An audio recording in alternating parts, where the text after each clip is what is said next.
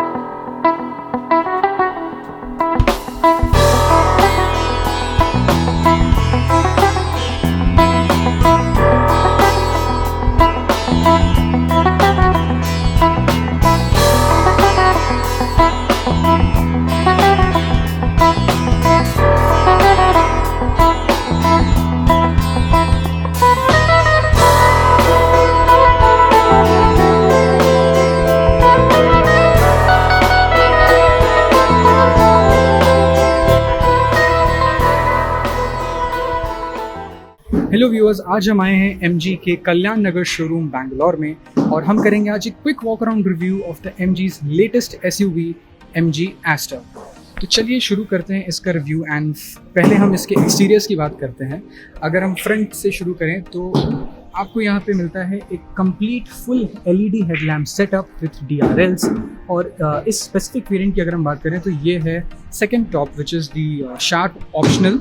इसमें आता है आपका 1.5 लीटर नेचुरली एस्पिरेटेड इंजन और इसमें है CVT ऑटोमेटिक गियरबॉक्स।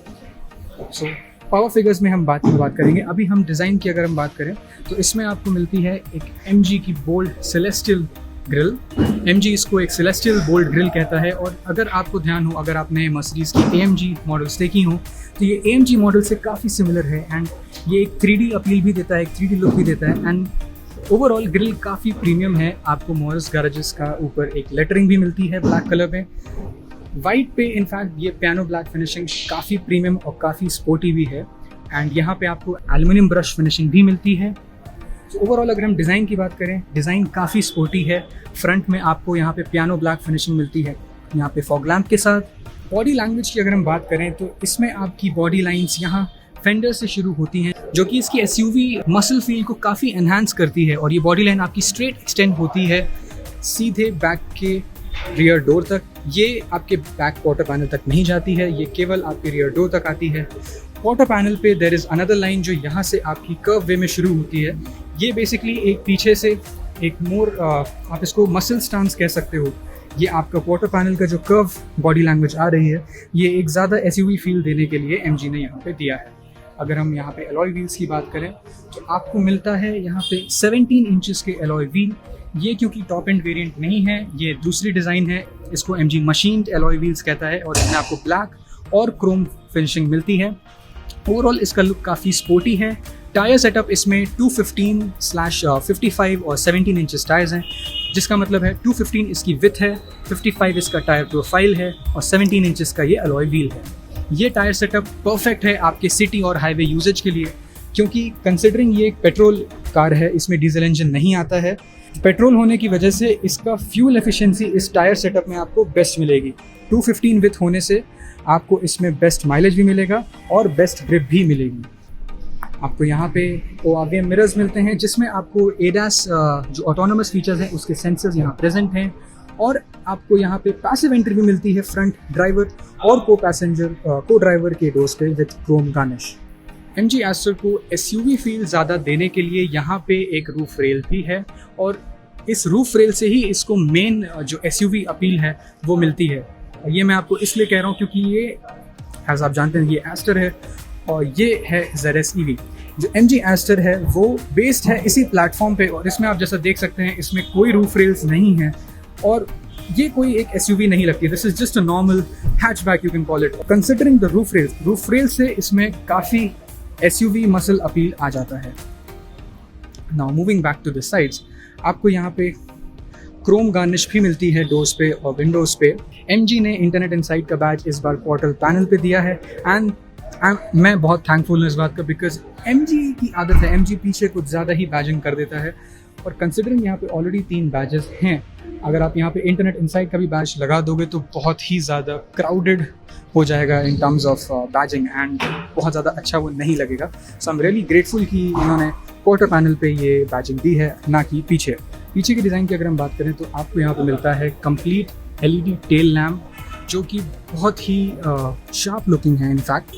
और नीचे की तरफ आपको पियानो ब्लैक, जैसे आपके सामने फ्रंट फॉग लैम्प्स में थे, यहाँ पे पीछे भी आपको पियानो ब्लैक फिनिशिंग मिलती है। बूट ओपन करने के लिए आपको MG का लोगो ऐसे खींचना होता है और आपकी बूट खुल जाती है। बूट स्पेस की अगर हम बात करें तो यहाँ पे एडिक्वेट साइज बूट स्पेस है, ना केवल सिटी यूजेज के लिए बट इनफैक्ट इवन अगर आप लॉन्ग ड्राइव्स पे जा रहे हैं अपनी फैमिली के साथ तो आप इसमें ईजिली अपनी एक फैमिली का पूरा लगेज इसमें ईजिली फिट कर सकते हैं। आपको इनफैक्ट सीट फोल्डिंग का भी ऑप्शन है, अगर आपने सीट फोल्डिंग की तो आपको 60-40 स्प्लिट में काफ़ी स्पेस मिलती है। बूट क्लोज करने के लिए MG ने यहाँ पे एक ग्रैब हैंडल भी दे रखा है ताकि आप अपनी एसर का पेंट छू के उसे खराब ना करें। पीछे की डिज़ाइन की अगर हम बात करें तो it is very neat and it is very premium. ये ओवरऑल डिज़ाइन बहुत एलिगेंट है। SUV की डेफिनेशन आज के डेट में बदल चुकी है। आज से 10 साल पहले अगर कोई बोलता कि ये एक SUV है तो लोग इसका बहुत मजाक उड़ाते, लेकिन आज के डेट में SUV की डेफिनेशन चेंज हो चुकी है जब से मिड साइज और कॉम्पैक्ट SUVs हमारे सेगमेंट में लॉन्च हुए हैं। तो जी हाँ, राइवल्स के कंपैरिजन में ये बहुत ज़्यादा बॉक्सी और मसल स्टैंड्स के साथ नहीं आती है, लेकिन वो बिल्कुल ख़राब बात नहीं है क्योंकि इसका ओवरऑल एक्सटीरियर डिज़ाइन बहुत प्रीमियम और बहुत एलिगेंट है। एक्सटीरियर में बैक में आपको यहाँ पे एक शार्क फिन एंटीना में मिलता है जो कि पियानो ब्लैक फिनिश में ही आता है।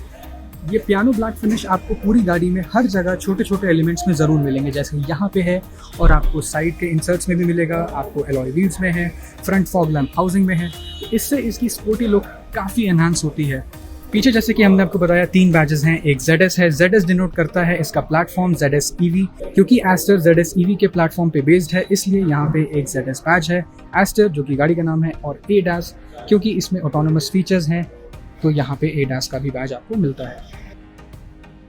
क्योंकि ये टॉप एंड वेरिएंट नहीं है, टॉप एंड आपका आता है शार्प ऑप्शनल जिसमें आपको 1.3 लीटर टर्बोचार्ज इंजन मिलता है।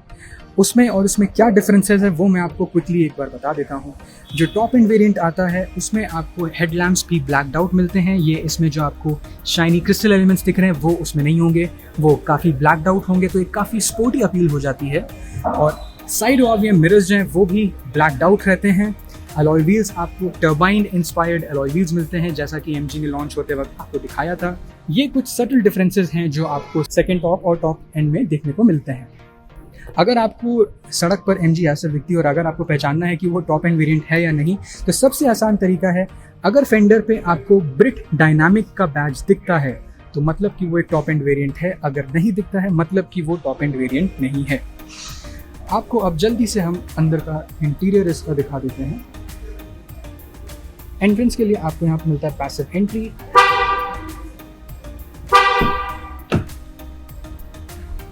अंदर जाने से पहले आपको इसके डोर के बारे में हम दिखा देते हैं। तो इसमें जैसे कि आप देख सकते हैं इसमें आपको मिलता है सांगरिया रेड और ब्लैक इंटीरियर ऑप्शन। डोर्स अगर हम देखें तो डोर की बिल्ड क्वालिटी इस काफ़ी अच्छी है। अब हम अंदर आ चुके हैं MG एस्टर के कैबिन में और अब हम आपको बताएंगे इसके इंटीरियर्स के बारे में। अगर हम शुरुआत करें इसके डोर से, तो डोर में ऊपर की तरफ काफ़ी हार्ड प्लास्टिक्स हैं, लेकिन नीचे की तरफ कॉम्पेंसेट किया गया है विद सॉफ्ट लेदर। और ये लेदर काफ़ी कुशन्ड और वेल पैडेड है आपके हाथ रखने के लिए और आपके कंफर्ट के लिए।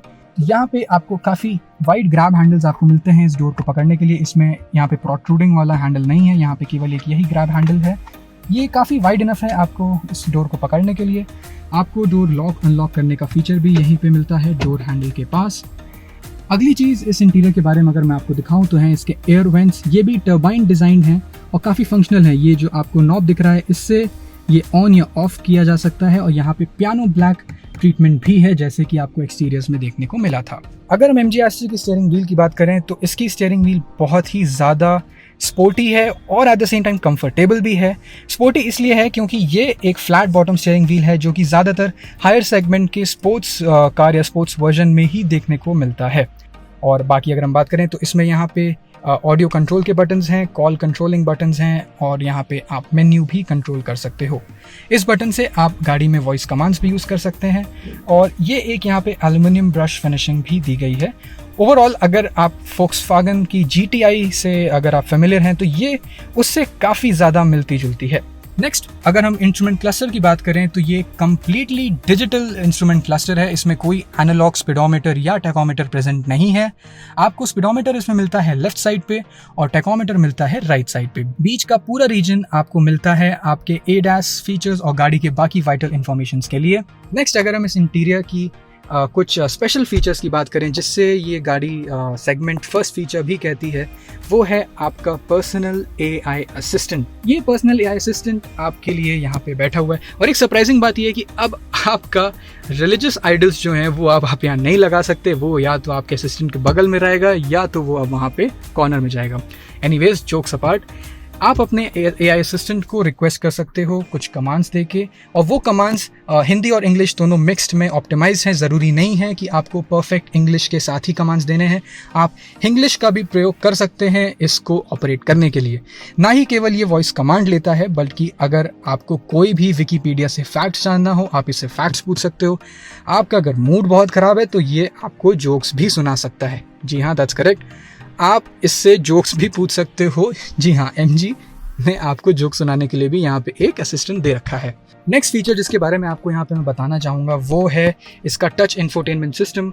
ये टच सिस्टम काफ़ी स्मूथ है और इसमें कोई बहुत ज़्यादा लैग नहीं है, तो ऑपरेट करने में बिल्कुल भी कोई परेशानी नहीं है। इनफैक्ट आप ज़्यादातर अपनी गाड़ी की जो भी सेटिंग्स हैं वो आप इसी से ऑपरेट करते हो। आपको इसमें एप्पल कारप्ले, एंड्रॉयड ऑटो भी मिलता है। लेकिन मुझे इस स्क्रीन से ज़्यादा इनफैक्ट ये बटन्स बहुत अच्छी लग रही हैं क्योंकि ये बटन्स बहुत ही ज़्यादा प्रीमियम टच में आती हैं। ये सेम बटन लेआउट आपको थार में भी देखा होगा, लेकिन थार में केवल और केवल हैजार्ड लाइट के लिए सेंटर बटन ऑपरेशनल थी। इसमें ये सारी बटन ऑपरेशनल हैं और ये बहुत ही प्रीमियम टच के साथ आती हैं। मैं इस बात को बिल्कुल एग्जैजरेट नहीं कर रहा हूँ। आप प्लीज़ अपने MG किसी भी नियरेस्ट डीलरशिप पे जाके इसको फील ज़रूर करिए, ये बहुत प्रीमियम है। इसमें आपको ये जो एल्यूमिनियम फिनिशिंग मिल रही है वो मेन हाईलाइट है इस बटन का। एल्यूमिनियम एक्सेंट इसको बहुत प्रीमियम लुक देते हैं। मूविंग नेक्स्ट, जो इस गाड़ी का मेरे हिसाब से सबसे बड़ा हाईलाइट है और जो फीचर्स मुझे पसंद है, फीचर नहीं बल्कि एक ऑप्शन है, वो है ये sangria red interiors. Now honestly colours हमेशा सब्जेक्टिव रहे हैं। मुझे जो पसंद है वो लोगों को हो सकता है ना पसंद हो। ये जो सांग्रिया रेड है मुझे बहुत पसंद है और लेकिन अगर आपको सांग्रिया रेड बहुत ज़्यादा लाउड लगता है, अगर आपको ये कलर नहीं पसंद है तो MG ने इसमें एक ऑल ब्लैक और एक ब्लैक और आइवरी का भी ऑप्शन दे रखा है, तो आप उनको भी चूज़ कर सकते हो। मूविंग नेक्स्ट, अगर हम इंफोटेनमेंट से अगर नीचे जाएं तो नीचे आपको यहाँ पे मिलते हैं 2 USB पोर्ट्स, एक चार्जिंग के लिए और एक आपका दूसरा कनेक्टेड एप्पल कारप्ले और एंड्रॉयड ऑटो यूज़ करने के लिए। उसी के बगल में है एक 12 वोल्ट का चार्जिंग पोर्ट। यहाँ पे आपको मिलता है अपने मोबाइल रखने के लिए एक फ्लैट सरफेस एंड उसी के बाद है यहाँ पे 3 बटन्स जिससे आप अपना hill descent control, traction control और अपना 360 व्यू कैमरा यूज़ कर सकते हैं। नाउ ऑनेस्ट रिव्यू मेरा 360 कैमरा के बारे में ये है कि कैमरा का रेजोल्यूशन बिल्कुल भी अच्छा नहीं है। कंसिडरिंग जिस सेगमेंट में ये है, जिस प्राइस रेंज में ये आ रही है, कैमरा इसका थोड़ा और बेटर होना चाहिए। जैसा कि आप देख सकते हैं, आपको दिख रहा है उसमें कोई दिक्कत नहीं है, आपको फंक्शनल है, लेकिन जो प्राइस आप पे कर रहे हो उसमें आप थोड़ा सा ज़्यादा एक्सपेक्ट करोगे। Moving next to the gear box, ये आपको मिलता है CVT गियर बॉक्स और अगर आप मिस आउट करते हो मैनुअल की ड्राइविंग तो आपको टेंशन कर लेने की ज़रूरत नहीं है। इसको आप स्पोर्ट्स मोड पे भी यूज़ कर सकते हो और इनफैक्ट अगर आपको कंट्रोल अपने हाथ में लेना है आप इसको राइट में स्लाइड करके मैनुअली भी इस गियर बॉक्स को कंट्रोल कर सकते हो। एस्टर में आपको इलेक्ट्रॉनिक पार्किंग ब्रेक भी मिलता है। यहाँ पे कोई मैनुअल हैंड ब्रेक नहीं है, जो कि एक अच्छी बात है क्योंकि उससे आप काफ़ी ज़्यादा इंटीरियर स्पेस सेव करते हो। पार्किंग ब्रेक के साथ साथ आप ऑटो होल्ड फीचर भी है ताकि आप ड्राइव गियर पे भी ब्रेक दबा ऑटो होल्ड का फंक्शन यूज़ करके आप ड्राइव पे गाड़ी छोड़ सकते हैं। आपको बार बार पार्किंग पे नहीं लगाने की ज़रूरत है। इसी के बाद आपको यहाँ मिलते हैं 2 decent size cup holder with locks ताकि आपकी ड्रिंक्स या कोई भी कैन या बॉटल स्पिल ना हो। कप होल्डर्स के बाद यहाँ पे एक है आर्म रेस्ट। थोड़ा सा छोटा है अगर हम एमजी की बाकी गाड़ियों से कंपेयर करें, जैसे कि हेक्टर। दो लोगों का यहाँ पे कंफर्टेबली हाथ रखने में उतना स्पेस नहीं होगा। यहाँ पे आप केवल ड्राइवर ही अगर हाथ रखता है तो वो कंफर्टेबल होगा। दो लोग एडजस्ट कर सकते हैं, बट नॉट बहुत ज़्यादा कंफर्टेबली इसको यूज़ नहीं कर पाएंगे। यहाँ पे एक स्टोरेज बॉक्स भी है जो कि डिसेंटली साइज है। आप इसमें अपना फ़ोन, वॉलेट्स और बाकी चीज़ें जो आप बाहर नहीं बिखरना चाहते हो, आप इसमें अंदर रख सकते हो। Overall the interior is very nice. अब अगर हम सीट्स की बात करें, मैं इस गाड़ी में ऑलमोस्ट 1 घंटा यहाँ पे डीलरशिप में बैठ चुका हूँ। जी हाँ, 1 घंटे से मैं इस गाड़ी में बैठा हुआ हूँ, क्योंकि ये गाड़ी वाकई में मुझे काफ़ी अच्छी लग रही है और इसके फीचर्स मैं तब से एक्सप्लोर कर रहा था। सीट्स इसकी बहुत ही ज़्यादा कंफर्टेबल हैं for both city and for highway usages. Rear seat comfort की अगर हम बात करें तो यहाँ पे आपको नी रूम तो काफ़ी अच्छा मिल जाता है, और हेड रूम भी आपको ठीक ठाक मिल जाता है। मेरी हाइट 5'9" है, उस रेफरेंस में तो ठीक है। लेकिन अंडर थाई सपोर्ट, जैसा कि आप देख पा रहे हैं, अंडर थाई सपोर्ट बहुत ज़्यादा नहीं मिलता है। तो सिटी यूजेज के लिए तो ठीक है, लेकिन हाईवे पे आप थोड़ा सा डिस्कम्फर्ट फील कर सकते हो, या आपको थोड़ा सा अपनी पोजीशंस पे ध्यान देना पड़ेगा। ऑल्सो पीछे आपको मिलते हैं 2 air vents with 2 USB charging port, which is a very nice feature. So viewers, मैंने आपको अपना ऑनेस्ट ओपिनियन तो दे दिया इन सीट्स के बारे में, both front end rear seats, लेकिन मैं फिर भी एक स्टेप और लेना चाहता हूँ और एक अनबायस्ड रिव्यू आपको देना चाहता हूँ। नाउ डेफिनेटली मैं एमजी के किसी रिप्रेजेंटेटिव को तो नहीं बोल सकता हूँ इस रिव्यू को देने के लिए, क्योंकि उनका रिव्यू थोड़ा सा बायस्ड हो सकता है। मैं यहाँ पे देख सकता हूँ एक कस्टमर है जो एस्टर को इस समय चेकआउट कर रहे हैं। आइए उनसे पूछते हैं कि क्या वो वॉलंटियर करेंगे हमारे इस एस्टर के रिव्यू में। Hi ma'am, hope I'm not disturbing. We're actually reviewing this MG Aster. Would you mind sharing your views and opinions about the seat comfort of this MG Aster and also few features if you may like? मैं भी देखने आई थी और मुझे बहुत ही अच्छा लगा। इसकी सीट्स केवल ड्राइविंग सीट ही नहीं, बैक सीट भी कंफर्टेबल है, और फ्रंट की जो नेक्स्ट सीट है ड्राइवर की बगल वाली, बहुत ही कंफर्टेबल है। बैक भी अच्छा स्पेस है, इसमें कंफर्ट है, और उसका टच बहुत अच्छा, फील बहुत अच्छी आ रही है सीट पे बैठने को। और बैक सीट में साइड में तो कंफर्टेबल है, बट सेंटर सीट पे बैठने में थोड़ा सा अनकंफर्ट है। Do you spend most of the time on the driving seat or on the passenger in the front or at the back? मेरा टाइम दोनों ही जगह बीतता है। ज़्यादातर तो मैं ड्राइविंग सीट पे ही होती हूँ, बिकॉज मुझे ड्राइविंग बहुत पसंद है। और तो ड्राइविंग सीट का ही मैं ज़्यादा अच्छे से बता रही हूँ कि ड्राइविंग करते समय जिन चीज़ों का ध्यान रखना चाहिए और जो चीज़ें ज़रूरी होती हैं वो सारी इस गाड़ी में है, इस सेगमेंट में और इस प्राइस में के अकॉर्डिंग। तो But I'm pretty sure आपने पीछे भी अपना काफ़ी टाइम स्पेंड किया होगा पीछे सीट में, तो do you mind giving us a review of the back seat while seated at the back? Sure.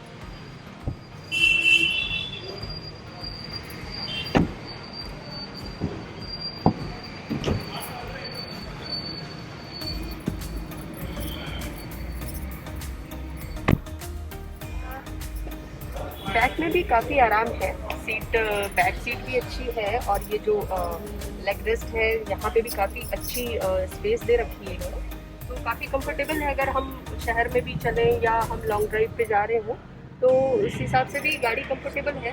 But ये आप देख रहे हैं कि बीच वाली जो सीट है वो थोड़ी सी 3 लोगों के हिसाब से मुझे लगता है कि अगर हम लॉन्ग ड्राइव पे हैं तो दिक्कत करेगी, बिकॉज या तो बहुत ही दुबले पतले लोग हों तो ही 3 एडजस्ट हो सकते हैं, अदरवाइज थोड़ी सी दिक्कत होगी। लेकिन ओवरऑल साइज़ के हिसाब से गाड़ी अच्छी है, और हम इसको शहर और शहर के बाहर हाईवेज पे भी बहुत ही अच्छे और सेफ्टी मोड में रह सकते हैं, इंजॉय कर सकते हैं अपनी हम ट्रैवल को, जर्नी को। एक और फीचर मैं अच्छे से बताना चाहूँगी कि मतलब अभी तक जैसे होता था कि जब कोई ड्राइव कर रहा हो और हम बगल में बैठे हो तो हमारा ध्यान बार बार होता था कि अरे थोड़ा सा साइड में या थोड़ा सा धीरे, या वो सारे फीचर्स कंपनी ने ऐसा कर दिया कि अब हमें बोलने की ज़रूरत नहीं है, वो सारे कंट्रोल इस गाड़ी को ऑटोमेटिकली मिल गए हैं। तो मैं समझती हूँ कि अब मैं घर पे भी चैन से रह सकती हूँ। अगर कोई गाड़ी लेकर घर से बाहर गया है तो मैं चिंता मुक्त हो सकती हूँ थोड़ा सा। राइट। हाँ, ये फीचर मुझे बहुत ही अच्छा लगा असिस्टेंस वाला, कि मतलब कोई और है जो हमारे अलावा भी असिस्ट कर सकता है अगर ड्राइव कोई और कर रहा है। जनरली बच्चे अगर कर रहे हैं तो हमें थोड़ा सा चिंता होती है, बिकॉज ये लगता है कि बच्चे कम मैच्योर होते हैं, हालांकि तो ऐसा बेसिकली होता- गाड़ी को अब एक परमानेंट माँ मिल गई है जो Yes. टोकेगी। yes, yes, definitely. Thank you so much ma'am. Thank you.